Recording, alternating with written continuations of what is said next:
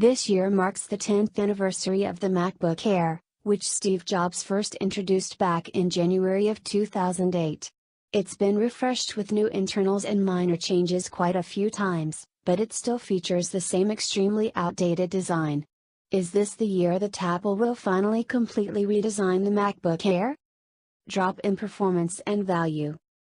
As usual, Apple has recently refreshed their MacBook Pro lineup, but strangely they left the base $1,300 model completely unchanged, making it really poor value compared to the new quad-core 13-inch.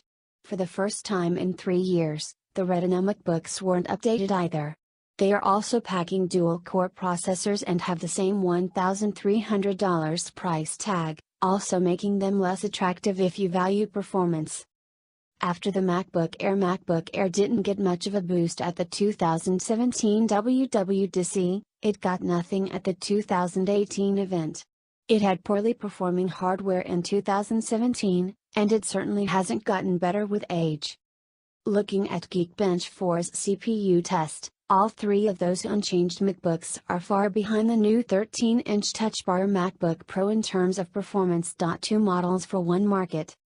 The Retina MacBook already fills the role that the MacBook Air used to occupy, so what if Apple decided to consolidate the MacBook and MacBook Air lines into a new completely redesigned budget MacBook? Those MacBooks already compete with each other, making for a pretty confusing lineup. If Apple did redesign the MacBook Air while also boosting performance, it's questionable if there would still be a market for the regular MacBook. The MacBook Air's current design is as old as it gets in Apple's lineup, with huge bezels surrounding a low 900p resolution display. It's powered by 5th-generation Intel processors, whereas the new MacBook Pros have moved on to 8th-generation chips. On the plus side for some, the MacBook Air has got legacy ports like Thunderbolt 2, and it still uses the old keyboard and physical trackpad. Rumors and potential updates.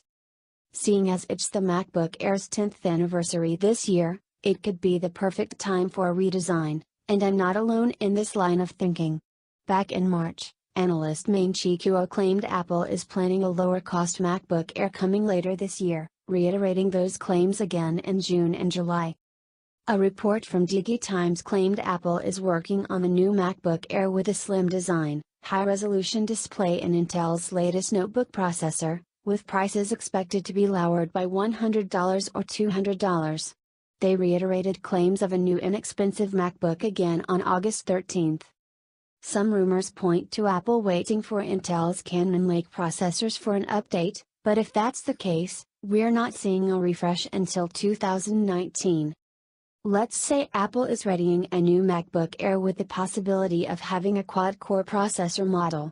It would make a lot of sense for Apple to avoid releasing it at the same time as the new $1,799 quad-core MacBook Pro, as that could cut into sales of both models.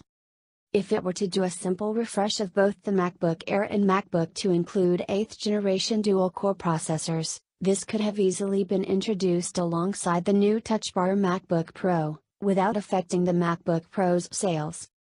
The fact this hasn't happened suggests that Apple's not going to update the MacBook Air at all, or it is planning some pretty major changes in the entry-level portable Mac lineup. 2018 MacBook Air wishlist.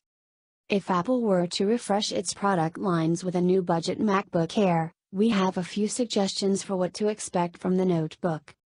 First, a redesigned Retina quality display would be appreciated, complete with smaller bezels. Continuing with the externals, upgrading to the Force Touch trackpad and a new keyboard design would be desirable additions to the design. As much as we would like to see Apple implement their own custom processor, and while we are nearly positive is it coming, it probably won't happen for a couple more years.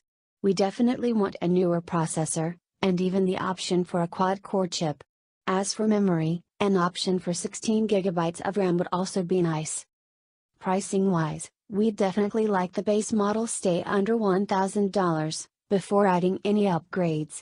It is supposed to be a budget MacBook after all,